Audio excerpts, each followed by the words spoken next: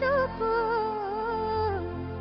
ಜಟಕ ಬಂಡಿ.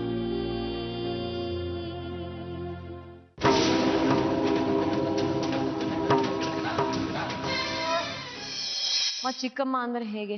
ಅವ್ರ ತಂಗಿ? ನಮ್ಮ ಅಕ್ಕ, ಈಗ ಸೋಮಣ್ಣ ಅಕ್ಕನ ಮಗ, ಇವರು ನಮ್ಮ ಸ್ವಂತ ಅಕ್ಕ. ನಿಮ್ಮ ಅಕ್ಕ. ಏನ್ ನೋಡಿದ್ದೀರಮ್ಮ ಸೋಮಣ್ಣನ ಬಗ್ಗೆ? ಯಾವ ತರ ಬದಲಾವಣೆ ನೋಡಿದ್ದೀರಮ್ಮ? ಬದಲಾವಣೆ ಅಂತಂದ್ರೆ ಅವನು ಮೂಲತಃ ಅವನ ಸ್ವಭಾವ ಬಹಳ ಮೃದು ಸ್ವಭಾವ. ಒಬ್ಬರ ಹತ್ರ ಗಟ್ಟಿಯಾಗಿ ಮಾತು ಕೂಡ ಆಡಲ್ಲ, ಅಷ್ಟು ಮೃದು ಸ್ವಭಾವ ಇದ್ದವನಿಗೆ. ತುಂಬಾ ಬುದ್ಧಿವಂತ, ಚೆನ್ನಾಗಿ ಓದ್ತಾ ಇದ್ದ.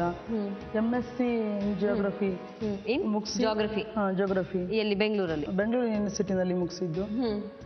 ಮತ್ತೆ ಕೆಲ್ಸಕ್ಕೂ ಹೋಗ್ತಾ ಇದ್ರು. ಇದ್ದಕ್ಕಿದ್ದಾಗೆ ಏನಾಯ್ತು ಅಂತ ಗೊತ್ತಿಲ್ಲ. ಮತ್ತೆ ಸಡನ್ ಆಗಿ ಇದ್ದಕ್ಕಿದ್ದಾಗೆ ಊರಿಗೆ ಹೋಗಿದ್ದಾನೆ. ಊರಿಗೆ ಹೋದ್ಮೇಲೆ ಅಲ್ಲಿ ಯಾರ ಹತ್ರನೂ ಏನೂ ಮಾತಾಡಿಲ್ಲ ಅಂತೆ. ಬದಲಾವಣೆಗಳನ್ನ ಇವ್ರು ನೋಡಿದಾರಮ್ಮ? ಅವ್ರ ವರ್ತನೆಯಲ್ಲಿ ಬದಲಾವಣೆಗಳನ್ನ ಮನೆಯಲ್ಲಿ ನೋಡಿದಾರ? ಏನಾದ್ರು ಅವ್ರ ಮಂಕ್ ಆಗಿರೋದು, ಮಾತಾಡದೆ ಇರೋದು, ಅಥವಾ ಈ ಗಡಸ್ತನ ಈಗ ಬಂದಿದೆಯಲ್ಲ ಈ ತರದ್ದು ಏನಾದ್ರು ಇಲ್ಲಿ ನೋಡಿದಾರ? ಯಾವತ್ತೂ ಇರ್ಲಿಲ್ಲ ಮೇಡಮ್. ಇಲ್ಲ, ತುಂಬಾ ಸೌಮ್ಯ. ಊರಿಗೆ ಹೋದ್ಮೇಲೆ ಈ ತರದ್ದಾಗಿರೋದು?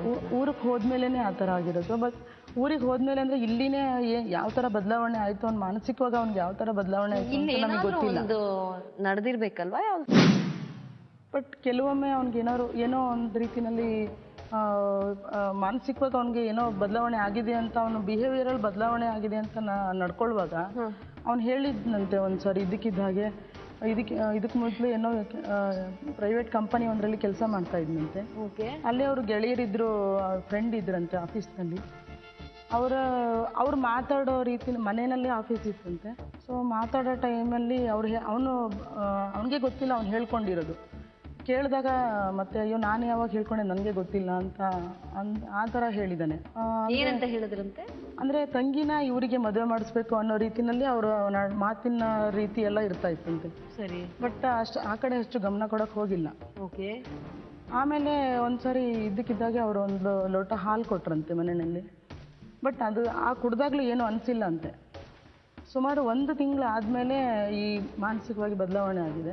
ಆ ಹುಡುಗಿನ ಮದುವೆ ಆಗದೆ ಇದ್ದಿದ್ದಕ್ಕೆ ಅವ್ರೇನಾದ್ರು ಆ ಥರ ಅನ್ಸಿರ್ಬೋದು ಅಂತ ಮನಸ್ಸಲ್ಲಿ ಒಂಥರ ಇತ್ತು. ತಪ್ಪೇನಿಲ್ಲ ಅಲ್ಲಮ್ಮ, ಊಹಾಪೋಹಗಳಿಗೆ ಎಲ್ಲ ಜಾಗ ಇರುತ್ತೆ. ಯಾಕೆಂದ್ರೆ ಇದ್ದಕ್ಕಿದ್ದ ಹಾಗೆ ಚೆನ್ನಾಗಿದ್ದವರು ಈ ಥರದ್ದು ಆಗ್ಬಿಟ್ಟಾಗ ಎಲ್ಲಾ ರೀತಿಯ ಊಹೆಗಳನ್ನ ನಾವು ಮಾಡ್ಕೋಬೇಕಾಗುತ್ತೆ, ಎಲ್ಲಾ ರೀತಿಯ ಕಾರಣಗಳನ್ನ ಹುಡುಕ್ಬೇಕಾಗತ್ತಮ್ಮ. ಅಂದ್ರೆ ಯಾವ್ದೇ ರೀತಿಯ ಒಟ್ಟತನದಿಂದ ನಡ್ಕೊಂಡಿದ್ದು ಇದೇ ನಮಗ್ ನೆನಪಿಲ್ಲ. ಕೇಳಿದ್ರಂತ್ರೆ ಇವ್ರನ್ನ.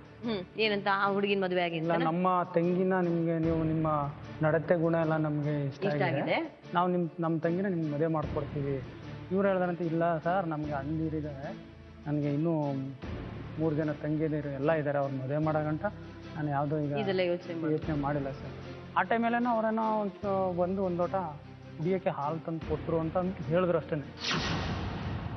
ಅಲ್ಲ, ಅದಕ್ಕೆ ಹಾಗಾಯ್ತು ಅಂತ ಅವರು ಅಲ್ಲ. ಈಗ ಅಮ್ಮ ನನಗೆ ಹೇಳಿದ್ರು, ನಾನಾ ಕಡೆ ನಾವು ಹೋಗಿ ತೋರಿಸಿದ್ದೀವಿ ಈ 5-6 ವರ್ಷಗಳಲ್ಲಿ ಅಂತ. ಈಗ ನನಗೆ ಒಂದೆರಡು ಹೇಳಿ, ಎಲ್ಲಿ ತೋರಿಸಿದ್ದೀರಿ, ಅಲ್ಲಿ ಏನು ಹೇಳಿದ್ರು ಇವ್ರ ಬಗ್ಗೆ? ಮೇಡಮ್, ಸ್ಟಾರ್ಟಿಂಗ್ ಇವರು ಇಲ್ಲಿಂದ ಬೆಂಗಳೂರಿಂದ ಬಂದ್ಬಿಟ್ಟಿದ್ದಾರೆ ಯುಗಾದಿ ಅಮಾವಾಸ್ಯೆ ಮೇಡಮ್. ಯುಗಾದಿ ಹಬ್ಬದ ದಿನ ಏನೇ ಮಾಡಿದ್ರು ಅವರು ಯಾರನ್ನೂ ಹತ್ತಿರಕ್ಕೆ ತಗೊಂಡಿಲ್ಲ. ಮನೆ ಒಳಗಡೆಯಿಂದ ನಾನೇ ಶಿವ, ನನ್ನ ಪೂಜೆ ಮಾಡು, ನನ್ನ ಪೂಜೆ ಮಾಡು, ನನಗೆ ಹೂಬತ್ತಿ ಇಕ್ಕು, ಎಲ್ಲ ಪ್ರತಿಯೊಂದು ಇವ್ರದ್ದು ಪೂರ್ತಿ ರಾತ್ರಿ ಇಡೀ ಯಾರನ್ನೂ ಬಿಟ್ಟಿಲ್ಲ. ಮನೆಗೆ ಊರು ಅವತ್ತು ಯುಗಾದಿ ಹಬ್ಬ ಮಾಡೋಕ್ಕೂ ಇಲ್ಲ, ಬಿಡಕ್ಕೂ ಇಲ್ಲ ಮೇಡಮ್. ಎಲ್ಲ ಮನೆ ಅಂದರೆ ಒಂದು ರೀತಿ ನಮಗೆ ಶವದ ಮನೆ ಆಗೋಯ್ತು ಅವತ್ತು. ಯಾರು ಊಟ ಮಾಡಿಲ್ಲ, ಹಬ್ಬ ಮಾಡೋಕ್ಕೆ ಏನು ಆಗೇ ಇಲ್ಲ. ಕೊನೆಗೆ ಸಂಜೆ ಆಗಿದೆ, ನನಗೆ ಫೋನ್ ಮಾಡಿದ್ರು, ಈ ಥರ ಆಗೋಗಿದೆ, ಏನು ಮಾಡೋದು, ಬನ್ನಿ ನಿಮ್ಮನ್ಸ್ ತೊಗೊಂಡೋಗಿ. ಕೊನೆಗೆ ಬಂದ್ಬಿಟ್ಟು ಊರು ಜನ ಎಲ್ಲ ತುಂಬಿಡ್ತು ಮೇಡಮ್. ಫುಲ್ಲು ದೊಡ್ಡ ಜಾತ್ರೆನೇ ಆಗೋಯ್ತು ಅವತ್ತು.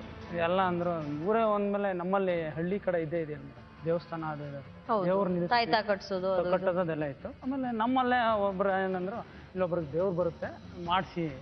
ಅಲ್ಲಿ ಹೋದ ಮೇಡಮ್, ಅಲ್ಲಿ ಹೋದ್ರೆ ನೀನು ಯಾವ ದೇವ್ರು ಅಂದ್ಬಿಡಿ ತೆಗೆದು ಎಷ್ಟೇ ಬಿಟ್ರು ಆ ಬಂದವ್ರನ್ನ. ಅವನೋಗಿ ಕಲ್ಲಿಗೆ ಬಿದ್ದು, ಅದು ಬೇರೆ ನಮಗೆ ತುಂಬ ಎಫೆಕ್ಟೇ ಆಗ್ಬಿಡ್ತು. ಆಮೇಲೆ ಇವ್ರ ತಮ್ಮ ಒಬ್ಬರು ನನ್ನ ಜೊತೆ ಬಂದ್ಬಿಟ್ಟು, ವಾ ತುಂಬ ಜೋರ ಆಗ್ಬಿಡ್ತದೆ, ಕೈಕಾಲು ಕಟ್ಬಿಟ್ಟು ಎತ್ಕೊಂಡು ಹೊಟ್ಟೋಗ್ಬಿಡೋಣ ಹಾಸ್ಪಿಟ್ಲಿಗೆ. ಒಂದು ಜನನ ಹತ್ರ ತಗೋತಾ ಇಲ್ಲ. ಹೋದೆ, ಫಸ್ಟ್ ಹಿಡ್ದಿದ್ದೆ ನಾನು ಮೇಡಮ್. ಹೋಗಿ ಹಿಂದ್ಗಡೆಯಿಂದ ಕೈ ಹಿಡ್ದು ಕಟ್ಟಾಕಿ ಕೆಳಗಡೆ ಬಿದ್ದು ಏನೋ ಮಾಡಿ ಕಾರ್ಗೆ ಹಾಕೊಂಡು ತಗೊಬಂದು JCC ತಗೊಬಂದು ಆವಾಗ ಬಂದಿತ್ತು ಮೇಡಮ್. ಈ ರೀತಿಲಿ ನಾವು ಹಿಡ್ಕೊಂಡು ಹೊತ್ಕೊಂಡ್ಬಂದಿದ್ವಿ, ಈ ಥರ ಕಟ್ಕೊಂಡು, ಕಾಲು ಕಟ್ಕೊಂಡು. ಮತ್ತು ಅಂಥವು ನನಗೆಲ್ಲ ಕಚ್ಚೆಲ್ಲ ಇದಾಗೋಯ್ತು. ತುಂಬಾ ನಾವು ಸಾಹಸ ಮಾಡಿ ಉಳಿಸ್ಕೊಂಡಿದ್ವಿ, ಇಲ್ಲಿಗಂಟು ಉಳಿಸ್ಕೊಂಡಿದ್ವಿ ಮೇಡಮ್. ಎಷ್ಟೋ ಸಲ ಸಾಯಕ್ಕೆ ಪ್ರಯತ್ನ ಪಟ್ಟರು. ನಾವು ಒಂದಿನ ಯಾರೋ ಒಬ್ಬರು ಮಂತ್ರವಾದಿ ಅಂದರೆ ಅವರು ಮಾಮೂಲಿ ದೇವ್ರು ಬರೋ ಅಂಥ ಮನುಷ್ಯ. ಅಲ್ಲಿಗೆ ಒಂದು ಅವರಂದ್ರೆ ಅಮಾವಾಸ್ಯೆ ದಿನ ನೀವು ಕರ್ಕೊಬನ್ನಿ, ಬಿಡಿಸ್ತೀನಿ, ನಾನು ಏನೋ ಒಂದು ಪರಿಹಾರ ಮಾಡ್ಕೊಡ್ತೀನಿ.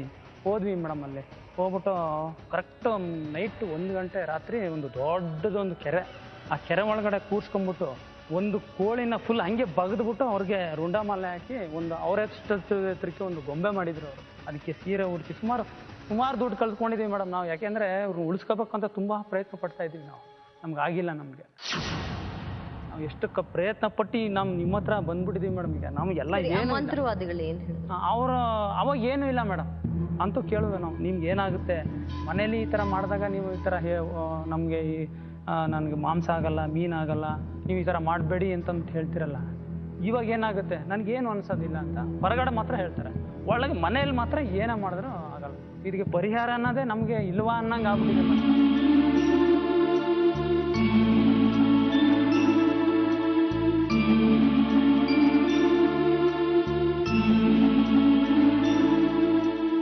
ಅವರು ಎಮೋಷನಲ್ ಆದಾಗ ಕುರುಕ್ಷೇತ್ರ ಥರ ಆಗುತ್ತೆ ಮೇಡಮ್ ಆ ವಾತಾವರಣ. ನಾನು ಸೋಪ ಬಂದು ಇದು ಹಿಡಿದು ಕಟ್ಟಾಕ್ಬಿಟ್ಟಿದ್ದೀನಿ, ನಾನು ಮರಕ್ಕೆ ಹಿಡಿದು ಕಟ್ಟಾಕ್ಬಿಟ್ಟಿದ್ದೀನಿ. ಅಲ್ಲಿವರೆಗೂ ಸಮಾಧಾನನೇ ಇಲ್ಲ ಅವ್ರಿಗೆ.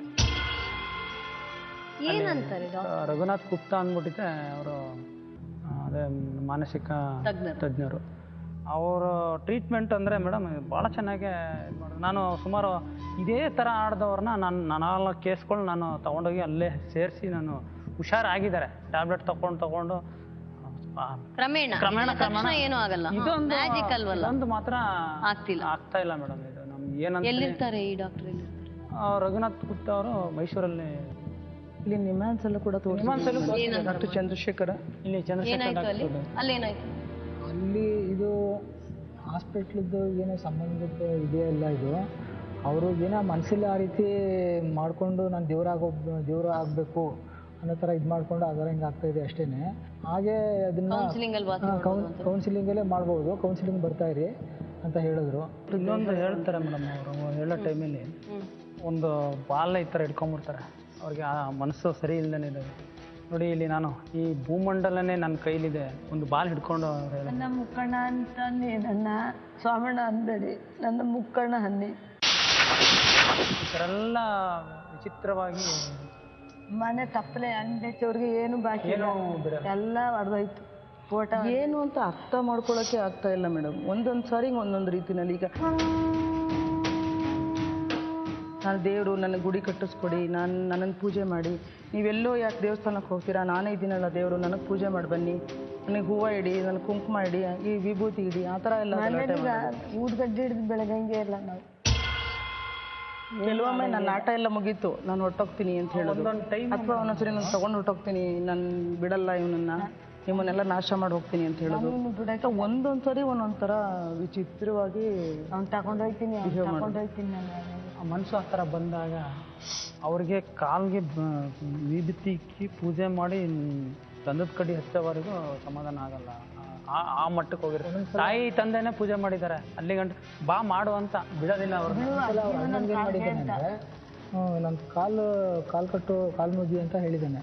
ಸರಿ ಅವನು ಆಯ್ತಪ್ಪ ನಾನು ಕಾಲು ಮುಗಿತೀನಿ ಅಂತ ಬಂದರೆ ಅವನು ಬಗ್ಗಿದ್ದಾನೆ. ಜಟಕ